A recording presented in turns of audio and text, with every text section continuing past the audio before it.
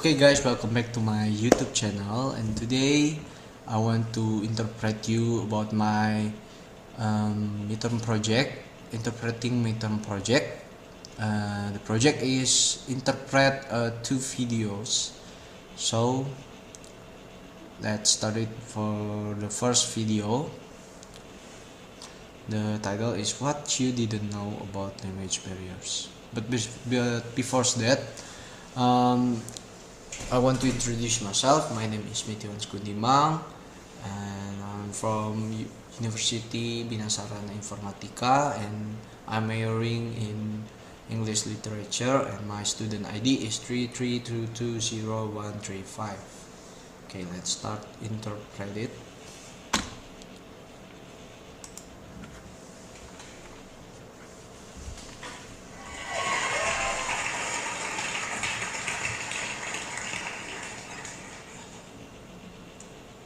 How many of you can speak more than one language? Now keep your hands up if you can speak more than two. And how about three? Alright, very impressive. But did you know that you actually could have easily learned 25 languages? Ya, berapa banyak dari Anda yang bisa berbicara lebih dari satu bahasa? Sekarang tetap angkat tangan jika Anda bisa berbicara lebih dari dua bahasa. Bagaimana dengan tiga bahasa? Sangat mengesankan. Namun tahukah Anda bahwa sebenarnya Anda bisa dengan mudah mempelajari 25 bahasa? It's true. This is a natural human phenomenon that any normal child born anywhere in the world is capable of learning any language that he or she is exposed to. And did you know that the languages that your child is exposed to before the age of 7, which is also known as the critical age period, are the only languages that he or she will be exposed to later in life? Ini benar, ini adalah fenomena alami manusia yang memungkinkan setiap anak normal yang lahir di mana saja di dunia untuk mampu mempelajari bahasa apapun yang mereka dengar. Dan itukah Anda tahu? Dan tahukah Anda tahu bahwa bahasa-bahasa yang didengar anak Anda sebelum usia 7 tahun, yang juga dikenal sebagai periode usia kritis, adalah satu-satunya bahasa yang akan mereka dengar di kemudian hari? Leonard Bloomfield said, "The acquisition of a language is doubtless the greatest intellectual feat that any one of us is ever required to perform." So I asked myself and some others in the overseas student program here, why do we learn languages? Ya, Leonard Bloomfield mengatakan bahwa pemerolehan bahasa adalah prestasi intelektual terbesar yang pernah kita lakukan.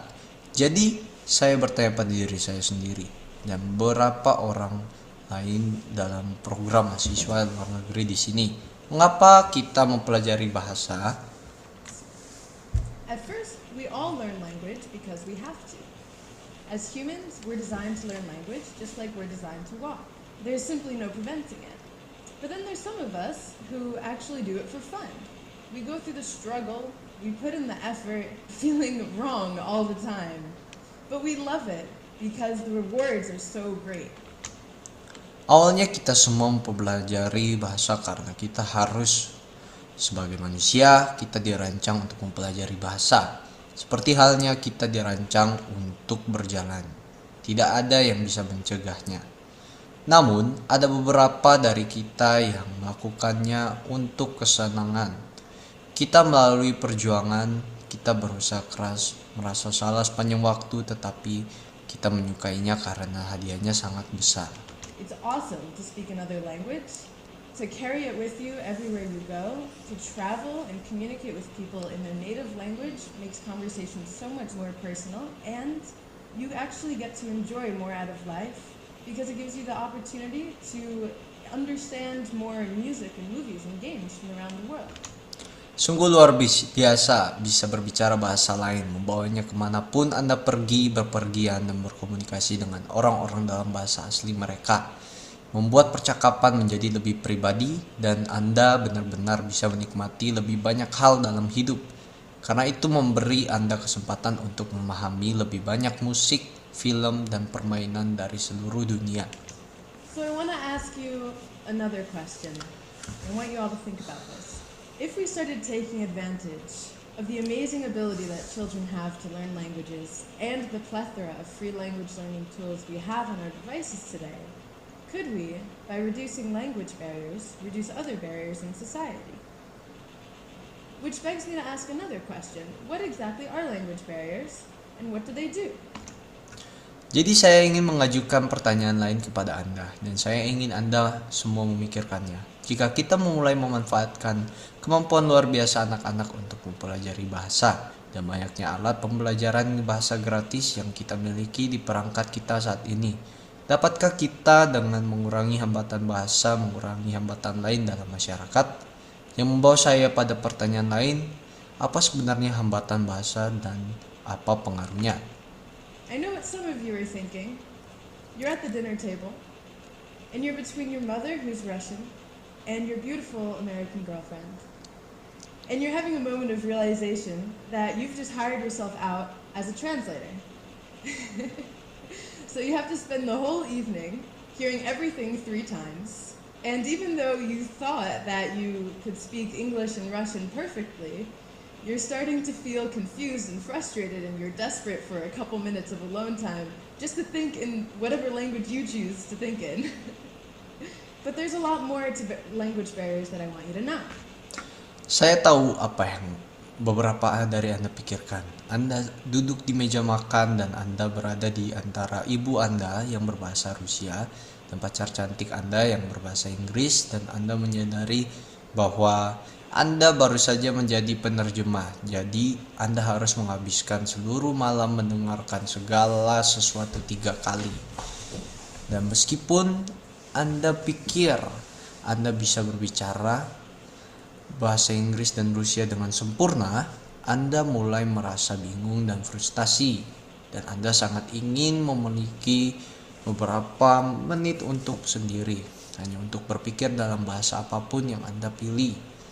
Namun, ada lebih banyak hal yang tentang hambatan bahasa yang ingin saya sampaikan. Have you ever heard of linguistic relativity? Linguistic relativity is the field which asks questions on the relations between language, perception, and thought. Pernahkah Anda mendengar tentang relativitas linguistik? Relativitas linguistik adalah bidang yang menanyakan pertanyaan tentang hubungan antara bahasa, persepsi, dan pemikiran. The core theory is called the deterministic theory. It's scientifically proven, and it states that the language you speak shapes the way you think and influences your behavior. Teori intinya disebut teori deterministik. Telah terbukti secara ilmiah dan menyatakan bahwa bahasa yang Anda gunakan membentuk cara Anda berpikir dan mempengaruhi perilaku Anda. The fathers of linguistic relativity, Benjamin Whorf and Edward Shapiro, state that if a word doesn't exist in your language, you won't know the concept. Now, I think that those guys can be a little extreme in their theories. I think, rather, that if a word doesn't exist in your language, you're a lot less likely to identify with that concept. Para pendiri relativitas linguistik Benjamin Whorf dan Edward Shapiro menyatakan bahwa jika sebuah kata tidak ada dalam bahasa Anda tidak akan mengetahui konsep di balik kata tersebut. Sekarang saya pikir mereka mungkin agak ekstrim dalam teori mereka.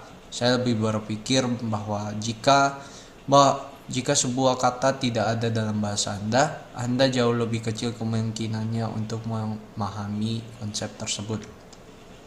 One of my friends here in Israel, a native German speaker, told me a story once of how the English language changed the way that she thought about love.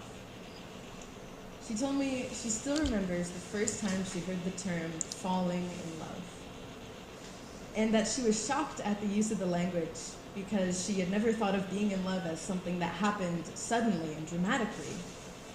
And she pictured someone actually falling. And she could feel that, and then she knew that someday she would experience falling in love and not just being in love.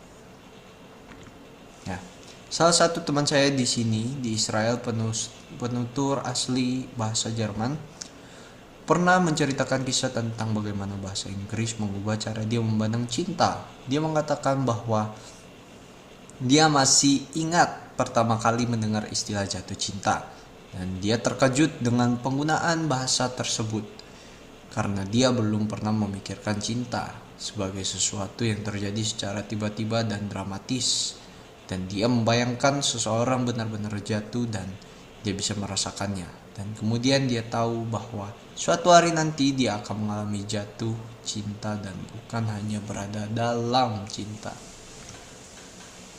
Also, in body language, we find interesting differences among languages. In Hebrew, this means wait. However, this is a great insult in Italy, and I wanted you all to know that. And the most obvious differences in languages that are influencing our thoughts and behaviors is in vocabulary. Juga dalam bahasa tubuh kita menemukan perbedaan menarik antara bahasa. Dalam bahasa Ibrani ini berarti menunggu, namun ini adalah penghinaan besar di Italia. Dan saya ingin Anda semua mengetahuinya. Dan perbedaan paling jelas dalam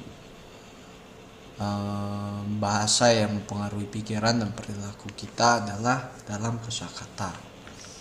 One scientific experiment in linguistic relativity showed how gender association impacts people's perception. This study used the word he, which is in German a masculine word, and in Spanish it's feminine. So subjects were asked to come up with words to describe he. And the German speakers used words such as heavy, durable, strong, useful, metal. The Spanish speakers chose words such as golden, lovely, little, delicate, and shiny to describe the same word. Satu eksperimen ilmiah dalam relativitas linguistik menunjukkan bagaimana asosiasi gender mempengaruhi persepsi orang. Studi ini menggunakan kata kunci yang dalam bahasa Jerman adalah kata maskulin dan dalam bahasa Spanyol adalah kata feminim. Jadi subjek diminta untuk menyebutkan kata-kata untuk menggambarkan kunci. Penutur bahasa Jerman menggunakan kata-kata seperti berat, tahan lama, kuat, berguna, logam.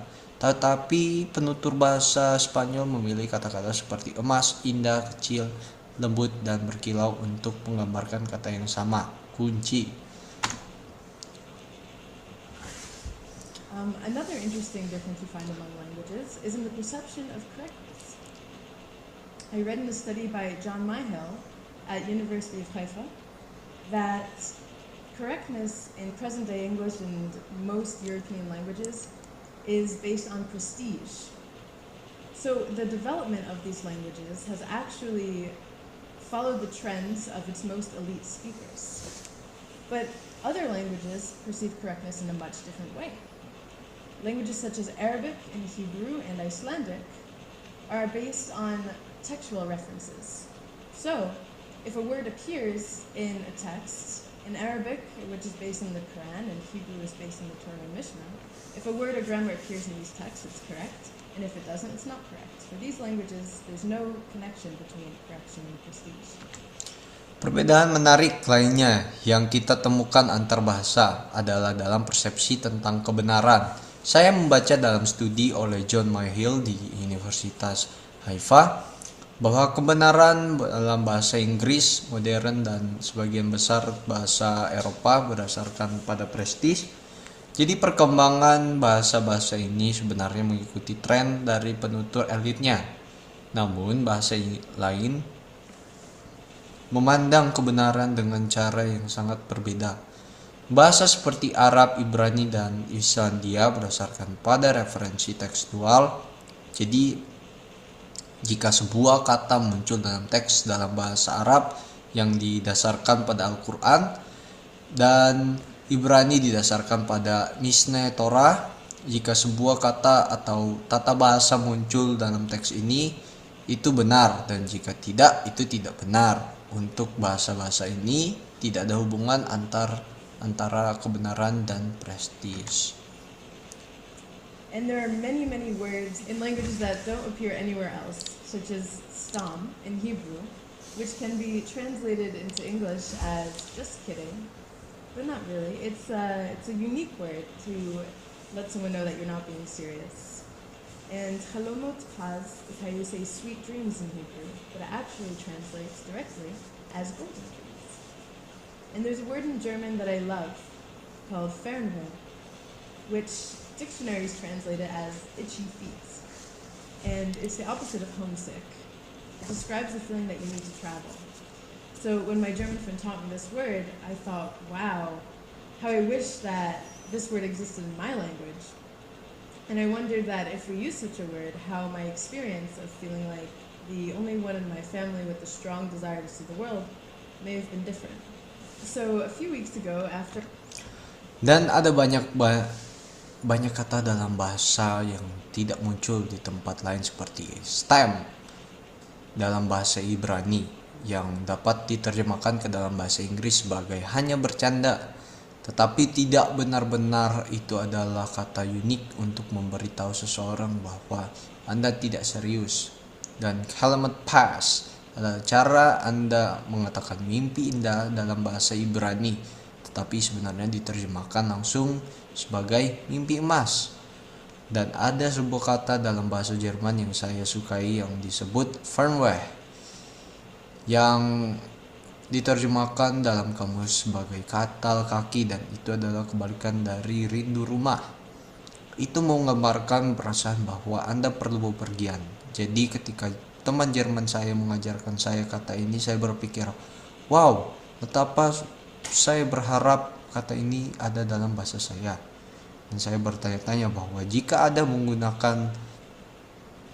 kita menggunakan kata seperti itu, bagaimana pengalaman saya merasa seperti satu-satunya dalam keluarga saya dengan keinginan kuat untuk melihat dunia mungkin berbeda. for auditioning to be up here on the TED stage, I reached out to my psychology professor back in New York and asked him what he thought about linguistic relativity. And what he says explains the story of my friend, and in terms of psychology and memory, what happened when she learned a new term about love. He said, it is the breadth of our language, not our vast experiences, which help color our lives. That is in memory. The language labels that we assign events and experiences shape, indeed, limit the way that we can remember them. For example, if the only positive emotion word we knew was happy, all positive memories are labeled as happy memories. Ya. Beberapa minggu yang lalu setelah saya mengikuti audisi untuk berada di atas panggung TEDx ini, saya menghubungi profesor psikologi saya di New York dan bertanya kepadanya apa pendapatnya tentang relativitas linguistik dan apa yang dia katakan menjelaskan kisah teman saya dan dalam hal psikologi dan memori apa yang terjadi ketika dia mempelajari istilah baru tentang cinta. Dia berkata, itu adalah luasnya bahasa kita, bukan pengalaman luas kita, yang membantu mewarnai hidup kita. Artinya, dalam memori label bahasa yang kita berikan pada peristiwa dan pengalaman membentuk, memang membatasi cara kita mengingatnya. Misalnya, jika satu-satunya kata emosi positif yang kita ketahui adalah bahagia, semua kenangan positif diberi label sebagai kenangan bahagia. And if they all fit in that happy bucket together, then their shared features, which make them labeled as happy, will be reinforced and at times amplified at the expense of their differences to allow for better access. Dan jika semuanya masuk dalam kategori bahagia, itu bersama-sama, maka fitur bersama mereka yang membuat mereka diberi label sebagai bahagia akan diperkuat dan kadang-kadang diperbesar dengan mengorbankan perbedaan mereka untuk mengizinkan akses yang lebih baik. This is because your mind categorizes everything with language labels so that it can reach for your memories as quickly as possible. And everything that you say and do, Every decision you make, every conversation that you have is just a consequence of some memories, right? So in other words, your ability overall to access your memories is actually directly related to your breadth and knowledge of vocabulary. Because Ya, ini karena pikiran Anda mengkategorikan segalanya dengan label bahasa, sehingga dapat mengakses kenangan Anda secepat mungkin. Dan segala sesuatu yang Anda katakan dan lakukan, setiap keputusan yang Anda buat, setiap percakapan yang Anda miliki, hanyalah konsekuensi dari beberapa kenangan, bukan? Jadi, dengan kata lain, kemampuan Anda secara keseluruhan untuk mengakses kenangan Anda sebenarnya secara langsung terkait dengan luasnya. Jadi, dengan kata lain, kemampuan Anda secara keseluruhan untuk mengakses kenangan Anda sebenarnya secara langsung terkait dengan luasnya kosakata Anda. Because our languages are constantly changing, language barriers are just growing bigger and bigger. So, what do you think, everyone?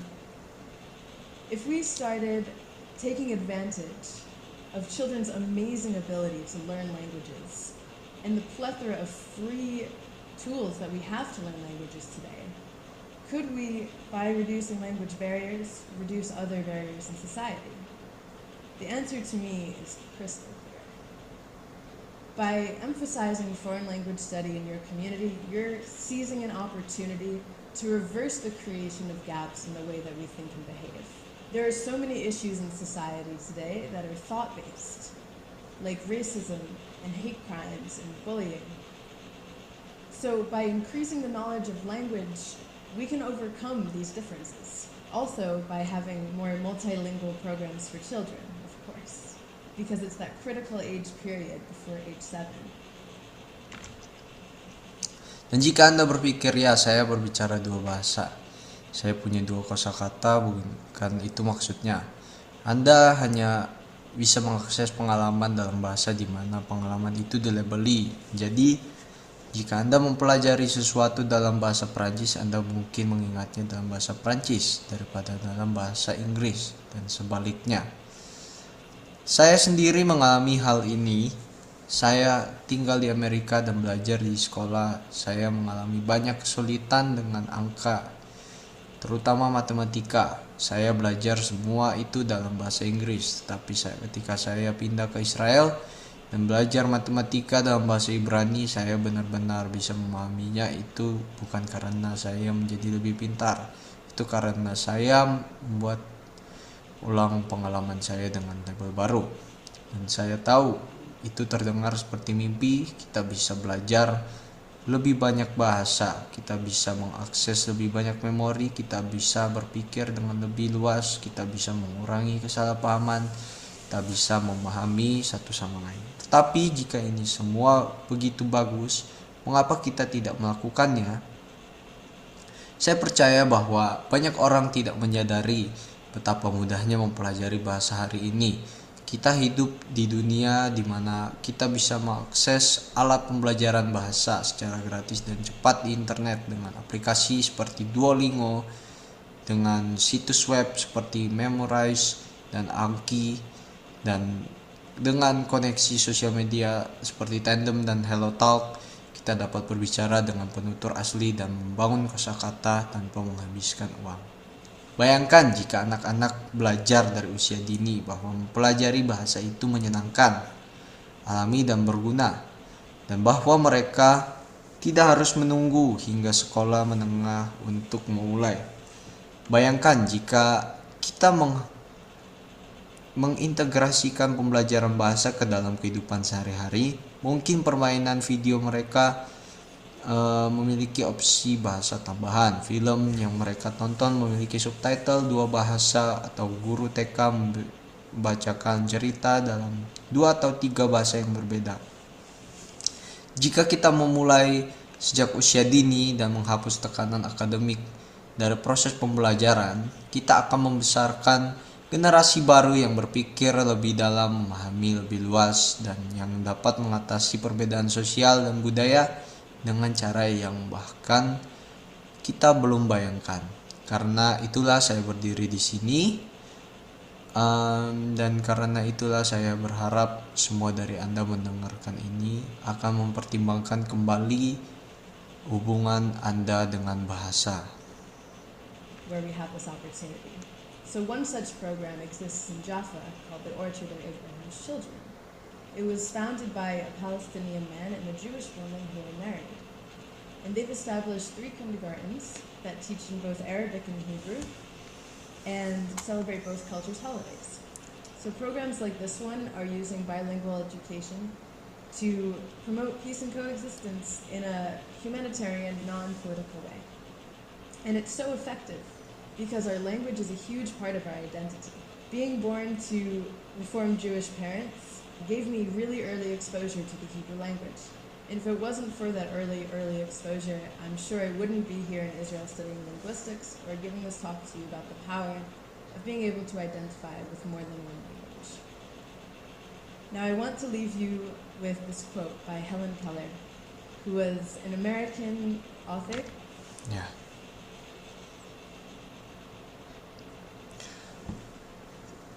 Karena itulah saya berdiri di sini hari ini, dan karena itulah saya berharap Anda semua dari mendengarkan ini Anda mempertimbangkan kembali hubungan Anda dengan bahasa. Apakah Anda pernah mencoba belajar bahasa lain? Apakah Anda menyerah terlalu cepat, atau apakah Anda bahkan belum memulainya? Ini bukan tentang menjadi ahli linguistik. Ini tentang membuka jendela baru menuju dunia dari Anda sendiri. Saya ingin mengakhiri dengan kutipan dari Charlemagne, memiliki bahasa kedua adalah memiliki jiwa kedua. Jadi apa pendapat kalian semua? Jika kita memulai memanfaatkan kemampuan luar biasa anak-anak untuk belajar bahasa yang melibatkan mereka dengan beragam alat gratis yang kita miliki hari ini, dapatkah kita dengan mengurangi hambatan bahasa juga mengurangi hambatan lain dalam masyarakat? Bagi saya jawabannya sangat jelas. Dengan menekankan pentingnya pembelajaran bahasa asing di komunikasi kita sedang memanfaatkan sebuah peluang untuk mengembalikan terciptanya jurang dalam cara kita berpikir dan berperilaku.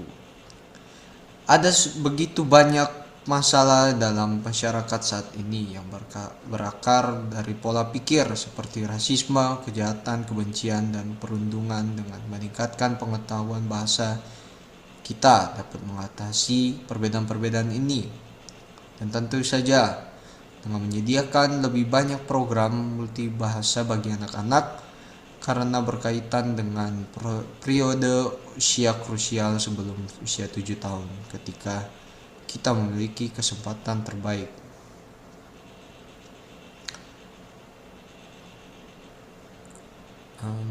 Salah satu program semacam ini berada di Jaffa, disebut Kebun Anak-anak Abraham. Program ini didirikan oleh seorang pria Palestina dan seorang wanita Yahudi yang menikah. Mereka mendirikan 3 laman kanak-kanak yang mengajarkan dalam bahasa Arab dan Ibrani dan merayakan hari-hari besar dari kedua budaya tersebut. Program ini menggunakan pendidikan dui bahasa untuk mempromosikan perdamaian untuk konsistensi dengan cara yang humanis dan non-politik. Dan hal ini sangat efektif karena bahasa adalah bagian dari besar dari identitas kita. Lahir dari orang tua Yahudi yang reformis, memberiku paparan awal terhadap bahasa Ibrani, dan jika bukan karena paparan awal itu, saya yakin saya tidak akan berada di sini di Israel mempelajari linguistik atau memberi pidato ini tentang kekuatan dari bisa beridentitas dengan lebih dari satu bahasa. Sekarang saya ingin meninggalkan kalian dengan kutipan dari Helen Keller, seorang penulis dari Amerika, aktivis politik, dan orang pertama yang tuli dan buta yang menerima gelar sarjana seni. A political activist and the first deaf-blind person ever to receive a Tuli bachelor's. buta dan menerima gelar sarjana. Suddenly, I felt a misty consciousness, as of something forgotten, and a thrill of returning thought. And somehow, the mystery of language was revealed to me. Everything had a name, and each name gave birth to a new thought. Thank you.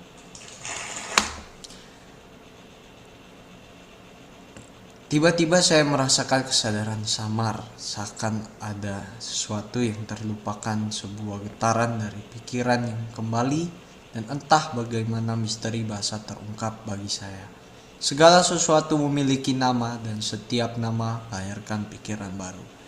Terima kasih. Ya. Berikut next video, it is about the second video. It is about it is okay not to have a plan by Mitilia Palkar.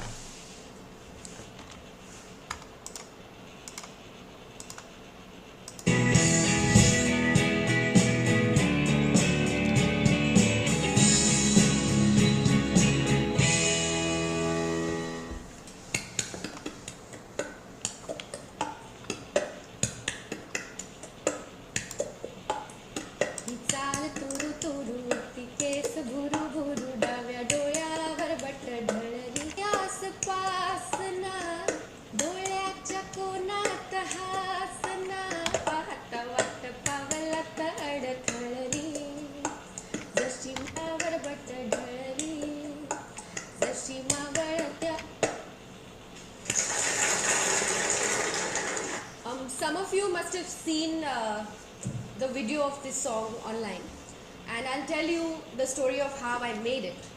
But before that, I have a question for all of you. So, how many of us over here have had celebrity crushes? Ya. Beberapa dari kalian pasti sudah melihat video lagu ini secara online, dan saya akan menceritakan kisah bagaimana saya membuatnya. Tapi sebelum itu, saya punya pertanyaan untuk kalian semua. Berapa banyak dari kita di sini pernah naksir selebriti? Hampir semua dari kita kan? Dan saya yakin beberapa dari kita pasti pernah melakukan hal gila demi bisa menghubungi mereka. See, almost all of us, right? And I'm sure some of us must have done something crazy to reach out to these crushes. Yes. This friend of mine one day decided to pack his bags and leave his home in Baroda and come to Mumbai to meet the love of his life. Seorang teman saya suatu hari memutuskan untuk mengemasi barang-barangnya dan meninggalkan rumahnya di Baroda dan pergi ke Mumbai untuk bertemu cinta dalam hidupnya. Amisha Patel. Well, okay. So he decided to do that, and he knew that he wanted to meet her in a different capacity, not as a fan, because pride. And the easiest way to get in touch with her was to get into showbiz, and he did. Eventually, over the years, he realized that this was actually something that he liked doing, and he stuck to it. It's been 10 years now since he started acting, and Amisha Patel now is history in his life.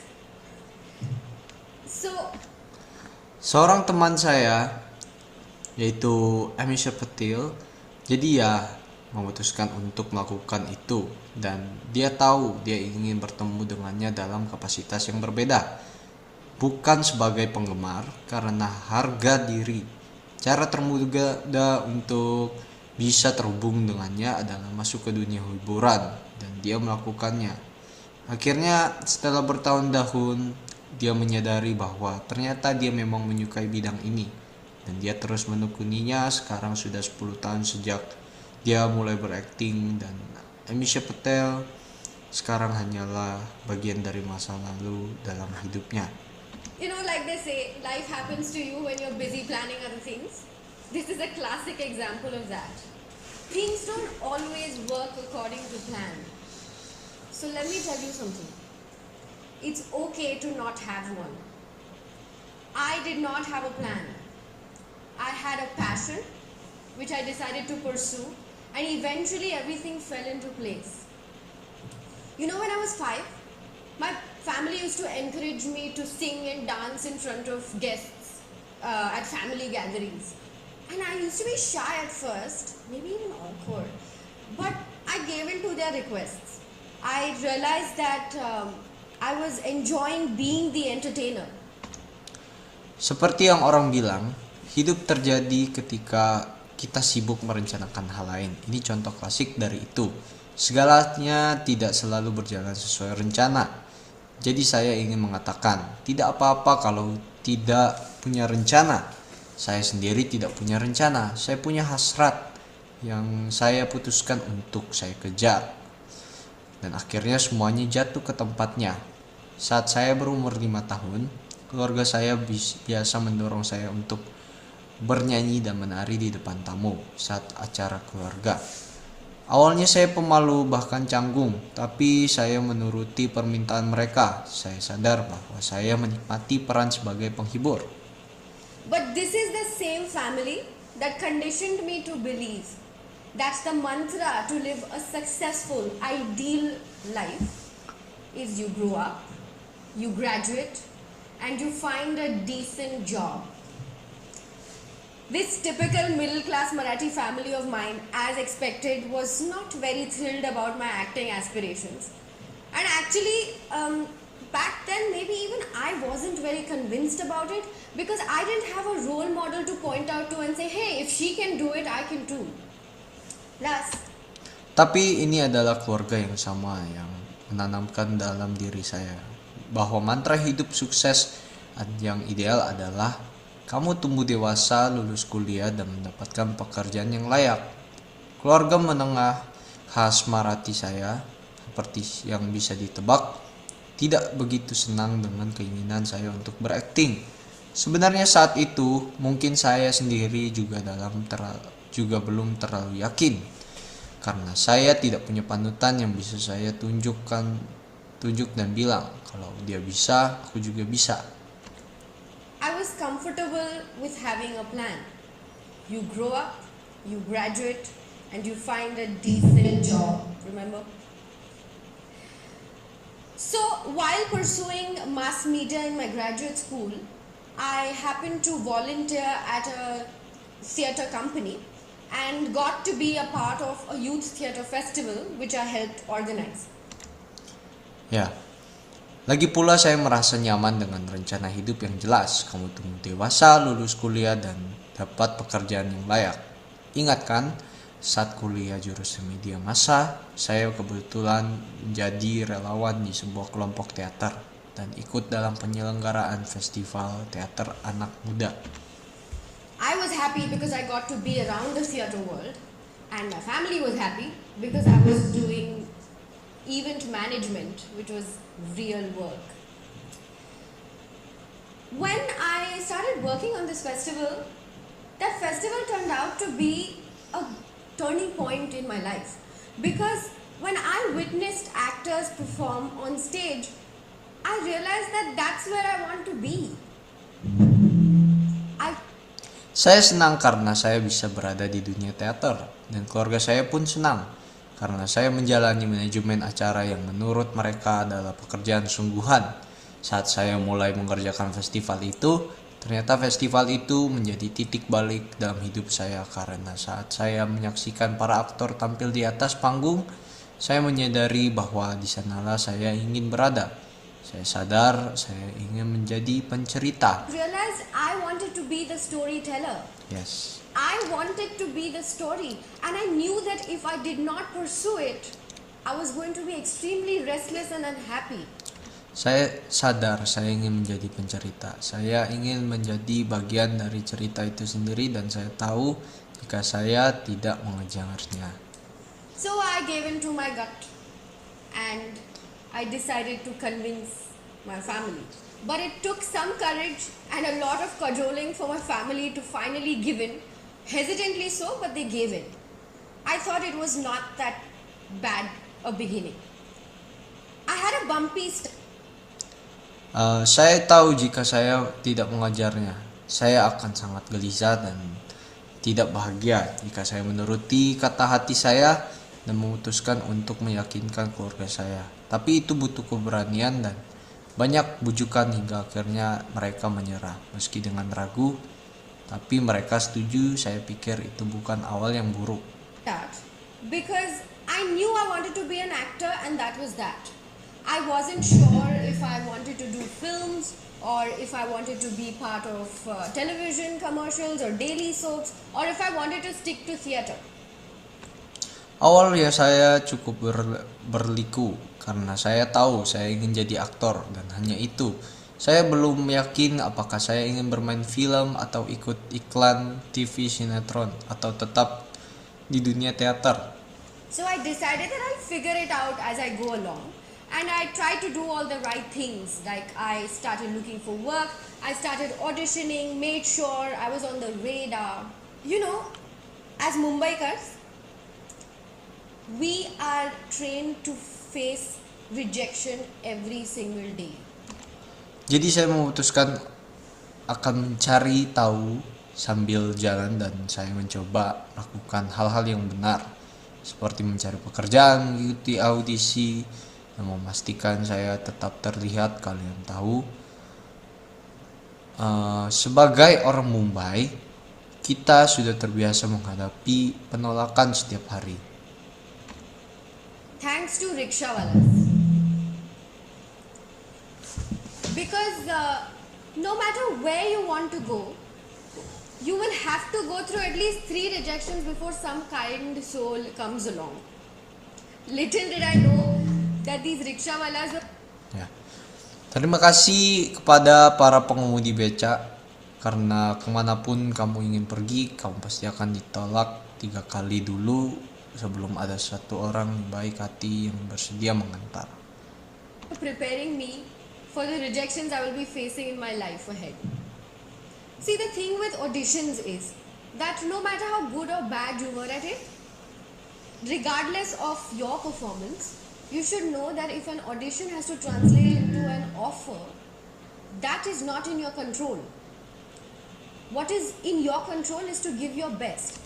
Saya tidak tahu bahwa para pengemudi beca ini sebenarnya sedang mempersiapkan saya untuk menghadapi penolakan dalam hidup. Karena dalam audisi, terlepas dari seberapa bagus atau buruk penampilanmu, hasil akhirnya tidak berada dalam kendalimu. Yang bisa kamu kendalikan adalah memberikan yang terbaik. And let me tell you, not a lot of those auditions actually translated into offers. But they turned out to be some fantastic learning experiences for me. It was not just for my skills, it was because I also learned to build resilience. So, I'm sure this is something that we all have experienced. Ya, dan percayalah, tidak banyak dari audisi itu yang berujung pada tawaran pekerjaan, tetapi semuanya menjadi pengalaman belajar yang luar biasa bagi saya. Bukan hanya untuk keterampilan saya, tapi juga karena saya belajar membangun ketahanan mental. Saya yakin ini adalah sesuatu yang pernah kita semua alami. Failure makes it very easy to give up. And if failure strikes multiple times, it becomes even easier. But I realized that I shouldn't give up, and I kept at it, and I'm glad that I did. Because like with the rickshawalas, you never know who will actually give in to your plea of taking you. Ya, kegagalan membuat kita lebih mudah menyerah, dan jika kegagalan terjadi berkali-kali, itu jadi lebih mudah lagi. Tapi saya menyadari bahwa saya tidak boleh menyerah dan saya terus bertahan, dan saya bersyukur saya melakukannya. Sama seperti pengemudi beca. To your destination. But just because 6 of them said no to you in a row doesn't mean you'll give up on going home, right? You will have to find. Ya, sama seperti pengemudi beca, kamu tidak pernah tahu siapa yang akhirnya akan bersedia membantumu mencapai tujuanmu. Tapi hanya karena 6 orang menolakmu berturut-turut bukan berarti kamu akan menyerah untuk pulang ke rumah, kan? An alternative. You will have to hustle. Nothing's going to come easy.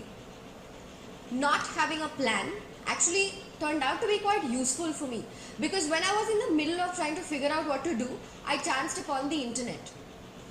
What? Ya. Kamu harus mencari alternatif, kamu harus berjuang, tidak ada yang akan datang dengan mudah. Tidak punya rencana ternyata cukup berguna bagi saya, karena ketika saya sedang mencoba mencari tahu apa yang harus saya lakukan, saya bertemu dengan internet. Ketika saya mulai dengan internet sekitar 1,5 tahun lalu. When I started with the internet, which was about a year and a half ago, we'd all been used to watching comedy sketches online. But the concept of web series or web shows was pretty novel. Not a lot of people had given into it yet. Ketika saya memulai dengan internet sekitar 1,5 tahun lalu, kita semua sudah terbiasa menonton sketsa komedi online, tapi konsep serial web atau acara web masih tergolong baru. Belum banyak orang yang mencoba. Saya pikir itu ide yang menarik, dan saya memutuskan untuk memanfaatkan kesempatan itu. I thought it was a pretty interesting idea, and I thought I'll make most of this opportunity. Ya. Over a period of time, I had built my network of friends and mentors who've been and still continue to be my biggest support system. So they backed me up on this decision, and I decided to take the plunge. When I started my web journey with my first web show, which was a news satire comedy show on a YouTube channel I still continue to work with, I realized the power of Ya, dalam perjalanan waktu saya telah membangun jaringan teman dan mentor yang sudah dan masih menjadi sistem pendukung terbesar saya. Mereka pendukung keputusan saya, dan saya memutuskan untuk terjun sepenuhnya. Ketika saya memulai perjalanan web saya dengan acara web pertama saya, yaitu acara berkomedi, satir berita di sebuah saluran YouTube tempat saya masih bekerja hingga sekarang. the internet. Because the show got a boost from all over the world, from different parts of the world, people started writing to us. That cup song, that happened on a whim too. I was just chilling one fine afternoon at home, and I was playing the cups and singing different songs on it, and I decided to make a video. So I called my friend and said, "Can you come over? I need somebody to hold the camera." Saya menyadari kekuatan internet karena acara itu mendapat perhatian dari seluruh dunia. Orang-orang dari berbagai belahan dunia memulai menulis kepada kami. Lagu Cup Song itu juga terjadi secara spontan. Saya sedang santai di rumah suatu sore, memainkan gelas dan menyanyikan lagu-lagu yang berbeda. Lalu saya memutuskan untuk membuat video. Saya menelpon teman saya dan berkata, "Bisa datang ke sini nggak? Aku butuh orang buat pegang kamera." Got her phone camera, and I'm sitting at my house, and we've recorded this, and I uploaded this video with the tring of the bicycle in the background. If you listen to it keenly, I don't know what all other noises you'll be able to hear, but I put that video up anyway, and the attention that it got was unexpected.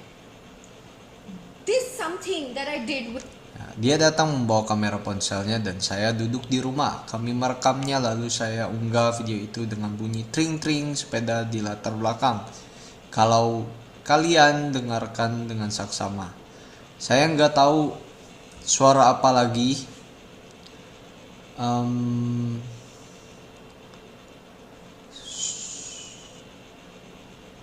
Kan dengar suara.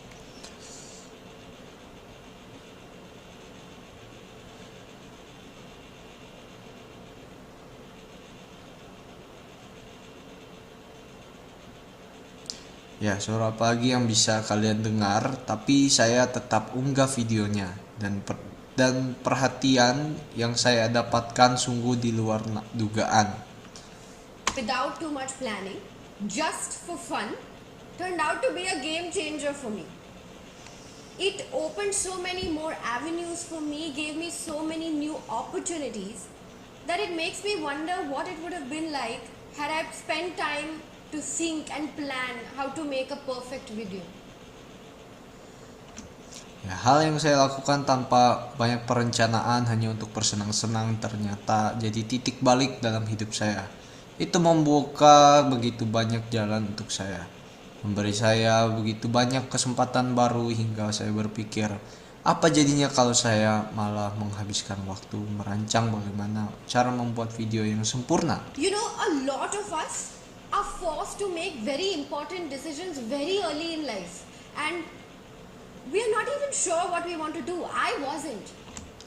Kalau kalian tahu, banyak dari kita dipaksa mengambil keputusan penting di usia yang sangat muda. Padahal kita bahkan belum tahu apa yang ingin kita lakukan. Saya pun begitu. And that is okay. The answer lies in experimenting and doing so fearlessly. Everyone does not have a chalked out path. If you decide to be an actor, your journey and my journey is not necessarily going to be the same. Ya, dan itu tidak apa-apa. Jawabannya terletak pada mencoba berbagai hal dan melakukannya tanpa takut. Tidak semua orang punya jalan hidup yang sudah digariskan. Kalau kamu memutuskan untuk menjadi aktor, perjalananmu dan perjalanan saya belum tentu sama. You know, some prying uncles and aunties or some family members or family friends had asked me this. Your sister is a scientist? How come you chose to do this? Ya. Kalian tahu beberapa om dan tante kepo atau anggota keluarga dan teman keluarga pernah bertanya begini kepada saya. Kakakmu ilmuwan, kok kamu malah memilih jalur ini? My elder sister, I do look up to her and she does inspire me, but I didn't have to become a scientist to prove that. In fact, I don't think I've told her this either, but there was a point in my life where I wanted to do everything that she did. So she used to have long, silky, straight hair. She still does, but when I was a little kid, I used to have really short hair. So I used to Saya memang mengagumi kakak perempuan saya dan dia memang menginspirasi saya, tapi saya tidak harus menjadi ilmuwan untuk membuktikan itu. Bahkan saya rasa saya belum pernah bilang ini padanya. Tapi pernah ada masa dalam hidup saya di mana saya ingin melakukan semua yang dia lakukan. Dia punya rambut lurus panjang yang indah dan masih begitu sampai sekarang. Tapi waktu saya kecil rambut saya pendek. tie a dupatta around my head with a hairband just to pretend to have hair like hers. I wanted to go to the same school as her, same college. Eventually I realized that it was okay to not do what she was doing and she was still going to be proud of me. Albert Einstein once said, if you judge a fish by its ability to climb the tree, it's going to spend all its life believing that it's stupid. Jadi saya biasa mengikat dupatta di kepala saya dengan bando untuk berpura-pura mempunyai rambut seperti dia.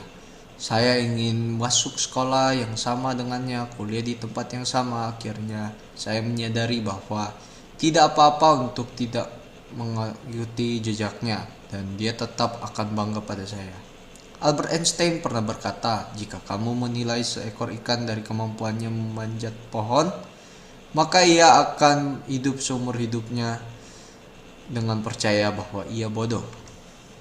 You might not be good at one thing, but you will be better at 3 others. I learned this the very hard way, but you cannot make everyone happy. What you can do, however, is make yourself happy, and that is very, very important. Kamu mungkin tidak unggul dalam satu hal, tapi bisa jadi kamu hebat dalam 3 hal lain. Saya belajar ini dengan cara yang tidak mudah, tapi kamu tidak bisa menyenangkan semua orang. Yang bisa kamu lakukan adalah membahagiakan dirimu sendiri, dan itu sangat penting. So be brave, have faith in yourself, figure out what makes you happy, and go do it. Get a job, leave a job, dance, sing, fall in love. Carve your own niche, but most importantly, learn to embrace the randomness. Thank you. Jadi beranilah percaya pada dirimu sendiri, temukan apa yang membuatmu bahagia dan lakukanlah. Dapatkan pekerjaan, tinggalkan pekerjaan, menarilah, bernyanyilah, jatuh cintalah, temukan jalanmu sendiri. Tapi yang paling penting, belajarlah untuk menerima ketidakterdugaan. hidup. Terima kasih. Okay, I think just that my interpreting about the two videos of my midterm project, and thank you.